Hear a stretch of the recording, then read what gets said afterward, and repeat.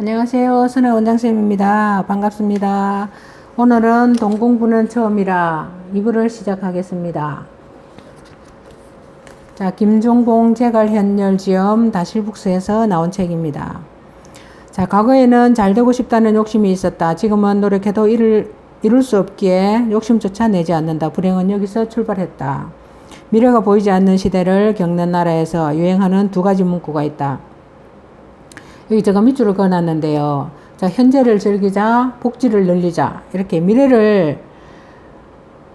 보이지 않고 굉장히 불투명한 나라에서는 복지를 늘려달라고 굉장히 외치죠. 그 다음에 현재를 즐기려고 하고.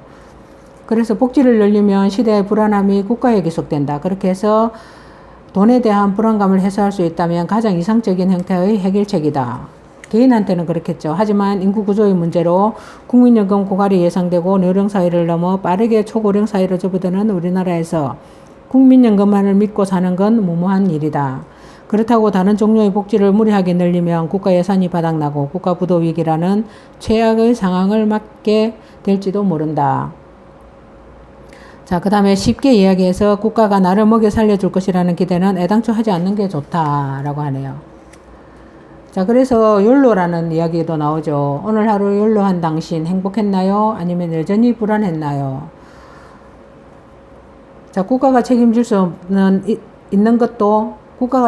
있는 것도 평생 작은 행복에 만족하며 살 수 있는 것도 아니라면 어떻게 이 난국을 책임지고 해결할 수 있을지 이제는 고민해야 한다라고 나와 있습니다.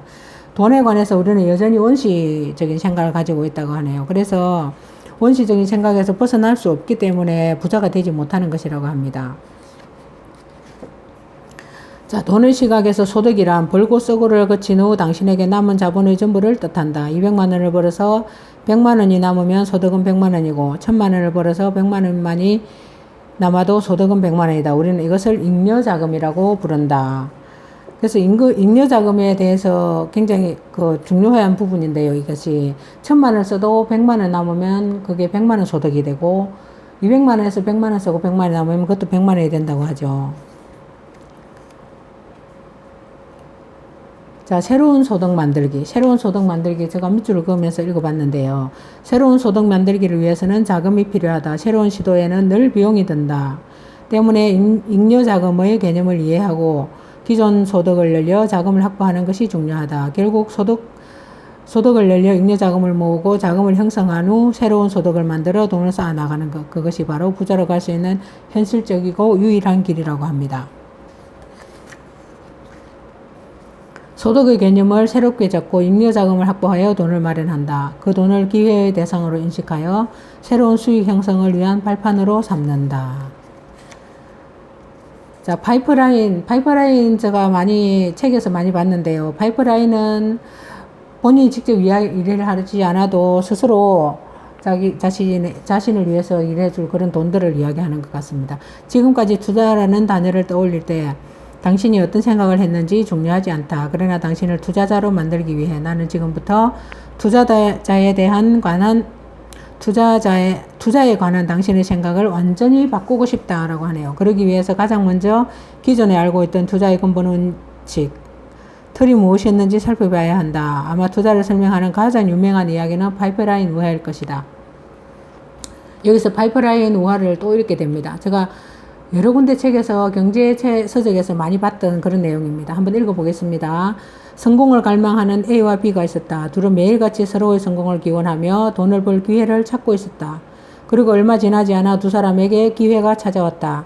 재래가 C가 산꼭대기에 내려오는 물을 아랫말까지 가져다 두면 한 통당 10만 원을 주겠다고 했다. 열심히 일하면 돈을 벌 수 있다는 생각에 A와 B는 아침 일찍 일어나 오후 늦게까지 산을 올라 저녁이 지나서야 물 한 통을 가지고 왔다. 매일 10만 원의 돈을 모았던 A와 B의 생활은 행복했다. 그러나 시간이 지나자 문제가 발생했다. 평소 건강하고 체력이 좋았던 A는 매일같이 일을 할 수 있었지만 몸이 약했던 B는 한 달쯤 지나자 무거운 통을 가지고 올 엄두가 나지 않았다. A는 월 300만 원을 벌 수 있었고 돈을 모아 젖소와 집을 구매할 생각에 들떴다. 그리고 그 시점을 더 빨리 단축하기 위해 더 큰 통을 가져와 올라가 물을 길어와야지 라고 마음먹었다. B는 자신의 몸이 약하다는 사실을 알고 그 일을 계속할 수 없다고 판단했다. 그래서 어떻게 하면 마을로 물을 쉽게 가져올 수 있을까 고민했고 몇 달이 지나 B는 산꼭대기에서 물이 자동으로 내려오도록 파이프라인을 형성해야 되겠다는 생각을 한 후 도면을 그리기 시작했다. 그리고 도면이 완성되자 기쁜 마음으로 A를 찾아갔다. 내가 정말 엄청난 걸 발견했어. 지금 당장 물을 가지고 오는 것도 좋지만 우리가 시간이 날 때마다 내가 구상해둔 파이프라인을 만들면 나중에는 편하게 돈을 벌 수 있을 거야. 그 말을 들은 A는 생각했다. 말도 안 되는 소리. 언제 그 공사를 끝내지? 차라리 나는 그 시간에 쉬었다가 더 큰 물통에 물을 채워 10만 원을 더 버는 게 좋아. 그렇게 A는 B를 제안을 거절하고 열심히 일을 했다. 마을 사람들 역시 B의 제안을 듣자 말도 안 되는 소리라며 놀리기 시작했고 A가 옳다고 얘기했다. 그러나 B는 자신이 생각이 옳다는 걸 증명하기 위해 물 깃는 일을 마치고 매일매일 조금씩 파이프라인을 만들기 시작했다. 처음 수개월 동안은 아무런 진척이 없는 것처럼 보였지만 B는 한 번에 그리고 단숨에 이 일을 할 수 없다는 사실도 이미 알고 있었다.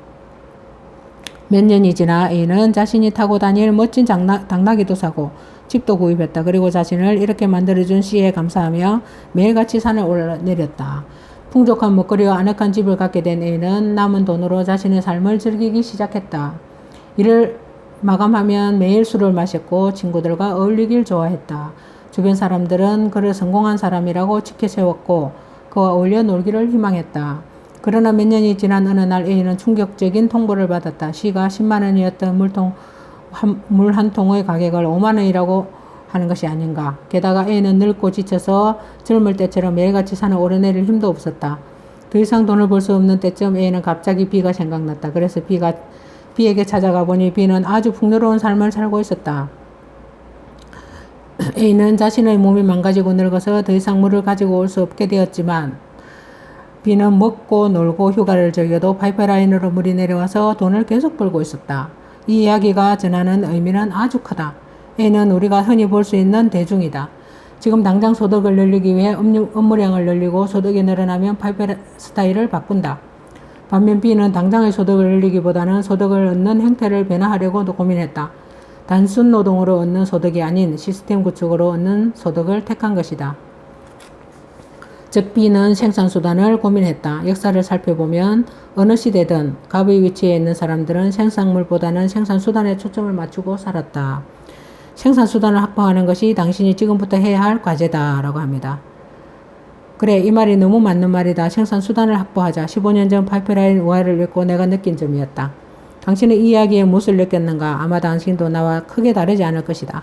생산수단과 매력과 필요성에 대해 공감할 것이며 생산수단을 찾기 위해 지금부터 고민을 시작할 것이다. 만약 그렇다면 당신은 나와 같은 투자자가 될 수 있다. 그리고 동시에 나처럼 무수한 실패를 경험할 것이다. 파이프라인 우화가 생산수단의 확보만을 이야기한 것은 아니기 때문이다. 이 이야기에는 투자의 모든 것이 담겨 있지만 불행히도 나는 그 많은 것을 그때 미처 다 알지 못했다. 15년간 살면서 깨우친 이 우화의 숨은 이야기들은 지금부터 당신에게 들려주고자 한다. 당신은 나와 같은 큰 실패를 하지 않기를 바라는 마음으로 투자라 주장하고 도박처럼 행동한다.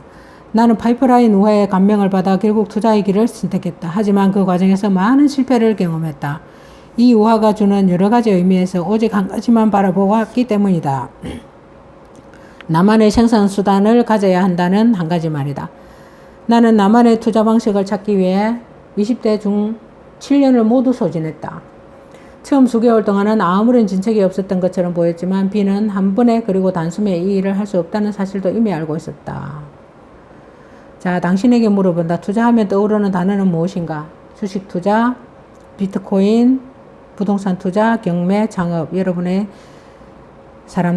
대부분의 사람들은 이 질문에 대하여 이렇게 답변을 한다. 미래의 수익을 위해 자신의 자본을 투여하는 일.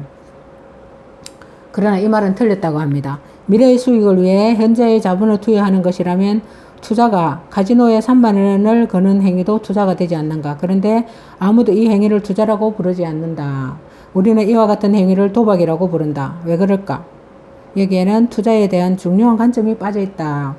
바로 시간과 정성이다. 투자와 도박은 내가 투여하는 자금에 어울리는 시간과 정성을 쏟았는지 쏟지 않았는지로 나뉜다라고 합니다. 어떻게 보면 굉장히 중요한 내용이죠. 투자와 도박은 내가 투여하는 자금에 어울리는 시간과 정성을 쏟았는지 쏟지 않았는지에 대해서 둘로 나뉜다고 합니다.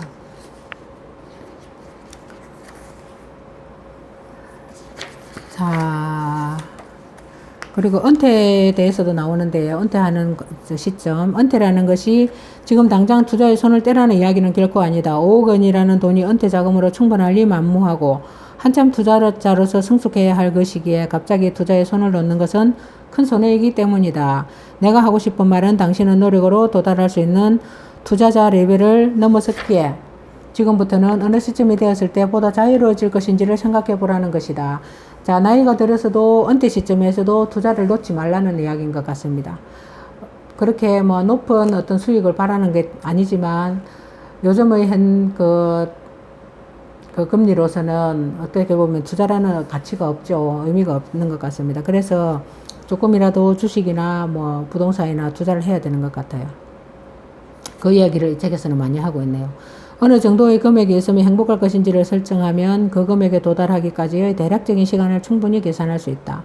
그 시기까지 이미 만들어진 당신의 역량으로 수익을 내면서 천천히 은퇴를 준비해야 한다.